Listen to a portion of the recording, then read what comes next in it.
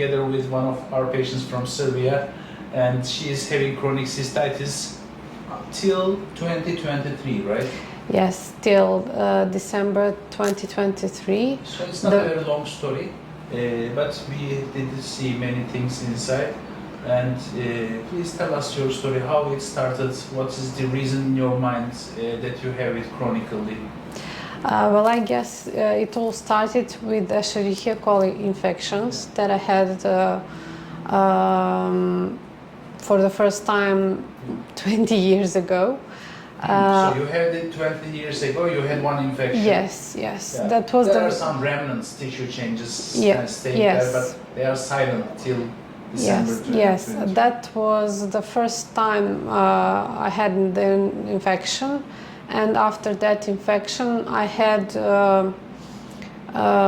short flares, usually after intercourse for 1 or 2 or 3 days. I had pain and burning, and it would go away.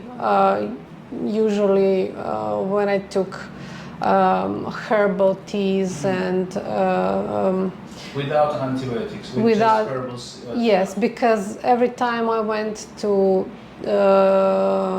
do the tests, yes, urine culture was negative. Yeah. So I just helped myself with herbal teas. After that, I had a really, really bad infection, also with Escherichia, 6 or 7 years ago. Then I had to take antibiotics for more than 30 days. And after that infection, the problems were longer and more painful. And it took almost a week, sometimes even longer, to heal. Yes, symptoms to go away. Yeah. Yes. Yeah. And then in December they become constant? In December it started with really, really bad pain. So until that December 2023, did you have a couple of infections, on and off infections? No. No, all my tests were negative. Okay. Whenever I did the urine culture, it was negative. Did you have the symptoms in some periods, for example, 6-7 years before you had this long infection? And I had flares in between. Yeah, you had the flares. Yes. And you took the herbal teas and you managed them somehow. Because every time I took the tests, they were negative. Yeah. And in December, it was really bad. Bad pain, bad burning. I was able to work for almost 2 months, and then in February, it was so bad that I could not sit, I could not stand for more than... Do you still have this? But what do we call it? Like special pillow-like thing? Yeah. Yes, yes. You are sitting on this, right? To be, when you sit, it is not easy for you. Yes. So you have to sit on the pillow. It's not easy. So I started working from home. Okay. So I work in a bank. My employee approved that. I managed to work, but the pain was constant. The pain was when I was lying, when I was standing, when I was sitting. Do you have some advices for such people? What is making the pain a little more easier? What cautions do you take? In Serbia, doctors did not prescribe any antibiotics. The first urologist did, but for a very short time, and nothing happened. For me, the only solution was to treat the pain.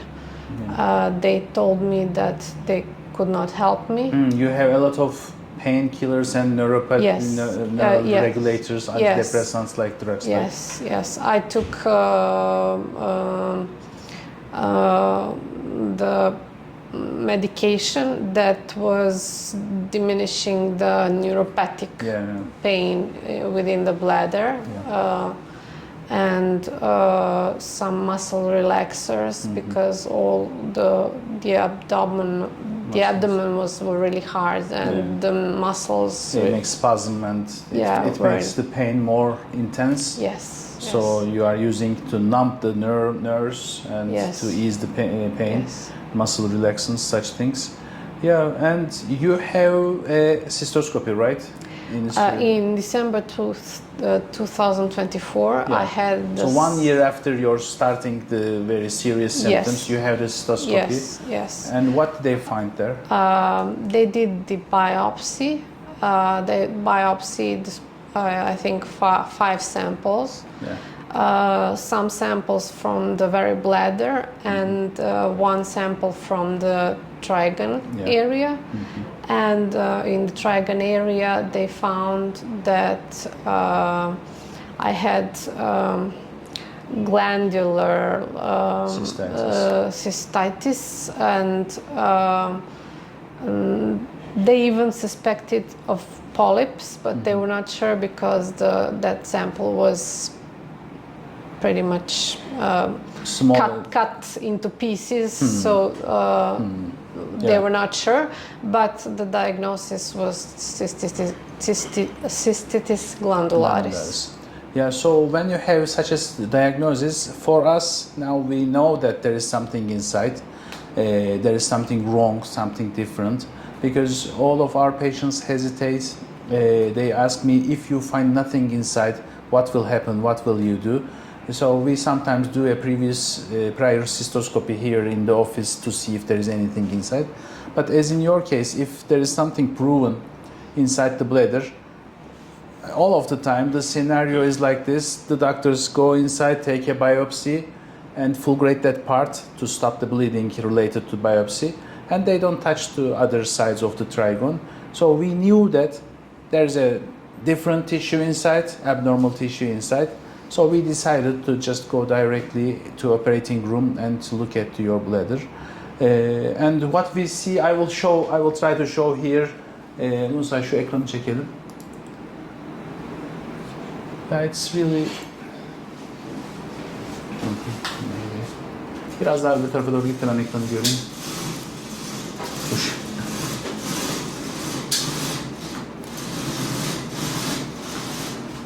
Demin oynayan şey şimdi oynamayacak mı?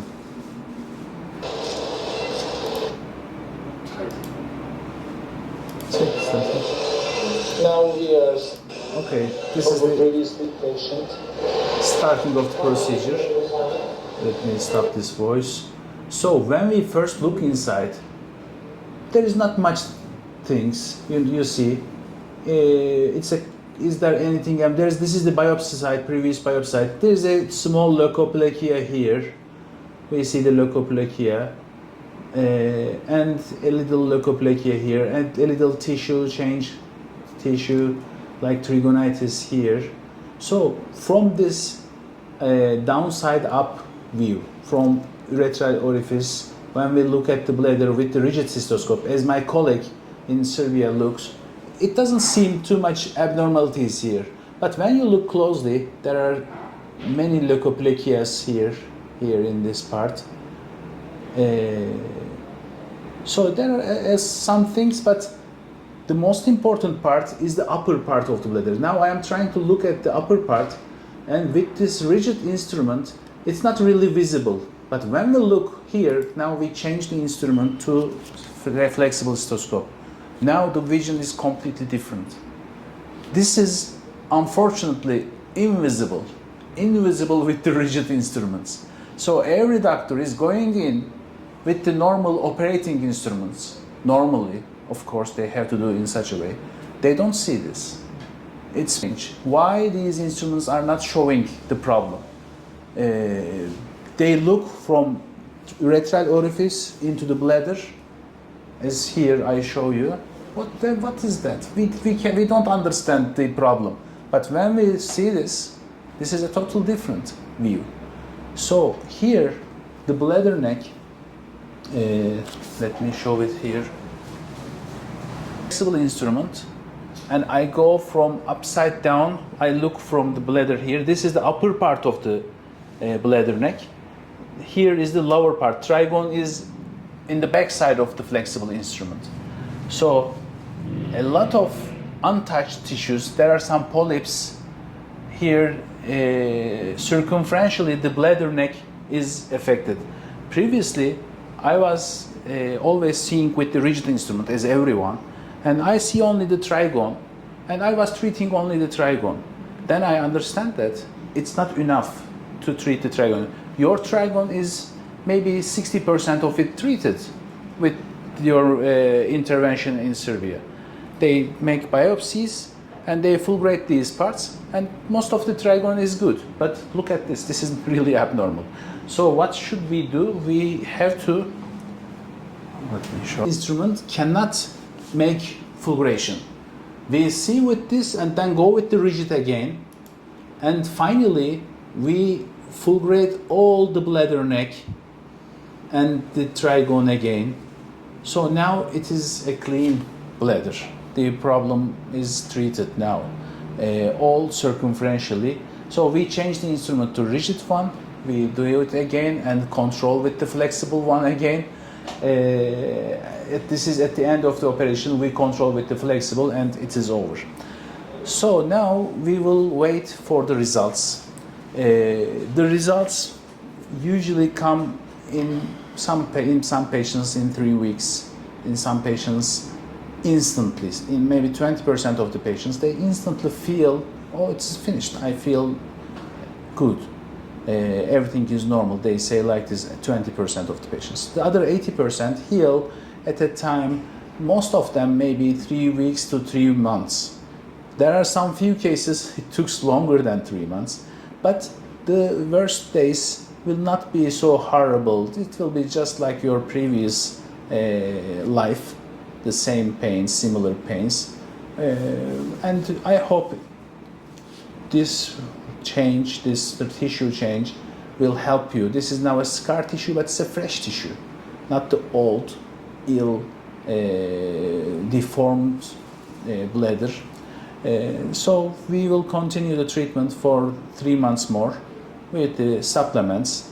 We usually use herbals, supplements like everybody uses dimannose, cranberries, quercetin, such things, and that will help the bladder healing. And the glycosaminoglycan, the inner mucosal layer supplement.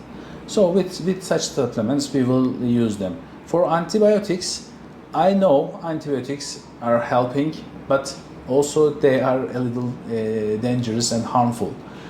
So we will use them for a short period of time, like 20 days. Then we will try to stop them. And you will send us urine cultures every month.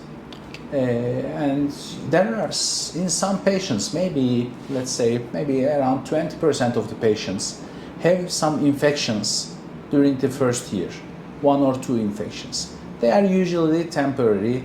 When it starts, they are always in panic because they think everything is coming back again, but it never comes back again. They heal easily, quickly. So there can be a temporary infection during the first year. So we will be in touch. And we placed the catheter for 3 days in your case. Was it difficult with the catheter? What did you feel?